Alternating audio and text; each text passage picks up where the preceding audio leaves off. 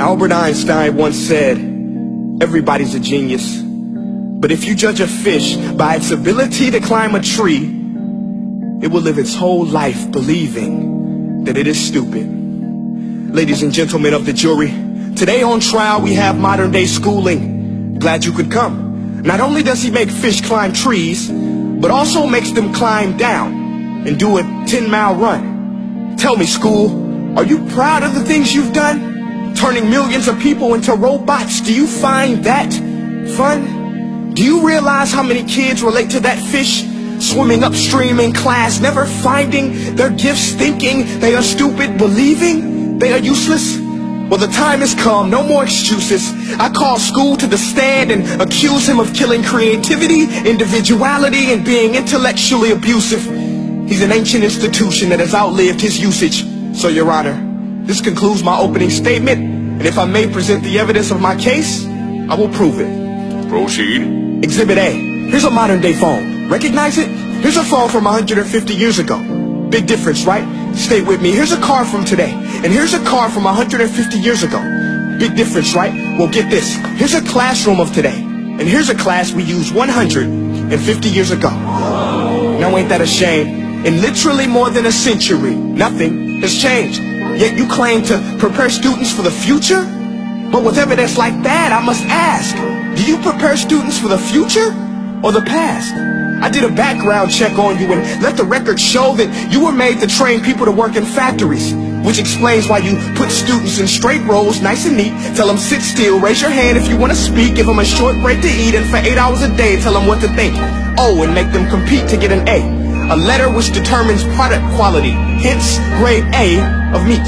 I get it. Back then, times were different. We all have a past. I myself am no Gandhi. But today, we don't need to make robot zombies. The world has progressed. And now we need people who think creatively, innovatively, critically, independently, with the ability to connect. See, every scientist will tell you that no two brains are the same. And every parent with 2 or more children will confirm that claim. So please explain why you treat students like cookie cutter frames or snapback hats, giving them this one-size-fits-all crap. Watch your language. Sorry, Your Honor, but if a doctor prescribed the exact same medicine to all of his patients, the results would be tragic. So many people would get sick, yet when it comes to school, this is exactly what happens. This educational malpractice, where one teacher stands in front of 20 kids, each one having different strengths, different needs, different gifts, different dreams, and you teach the same thing the same way? That's horrific. Ladies and gentlemen, the defendant should not be acquitted. This may be one of the worst criminal offenses ever to be committed. And let's mention the way you treat your employees. Objection. Overruled. I want to hear this. It's a shame. I mean, teachers have the most important job on the planet, yet they're underpaid? No wonder so many students are short-changed. Let's be honest. Teachers should earn just as much as doctors, because a doctor can do heart surgery and save the life of a kid. But a great teacher can reach the heart of that kid and allow him to truly live. See, teachers are heroes that often get blamed, but they're not the problem. They work in a system without many options or rights. Curriculums are created by policymakers, most of which have never taught a day in their life. Just obsessed with standardized tests. They think bubbling in a multiple choice question will determine success. That's outlandish. In fact, these tests are too cruel to be used and should be abandoned, but don't take my word for it. Take Frederick J. Kelly, the man who invented standardized testing, who said, and I quote, "These tests are too cruel to be used and should be abandoned." Ladies and gentlemen of the jury, if we continue down this road, the results will be lethal. I don't have much faith in school, but I do have faith in people. And if we can customize healthcare, cars, and Facebook pages, then it is our duty to do the same for education, to upgrade and change and do away with school spirit, because that's useless.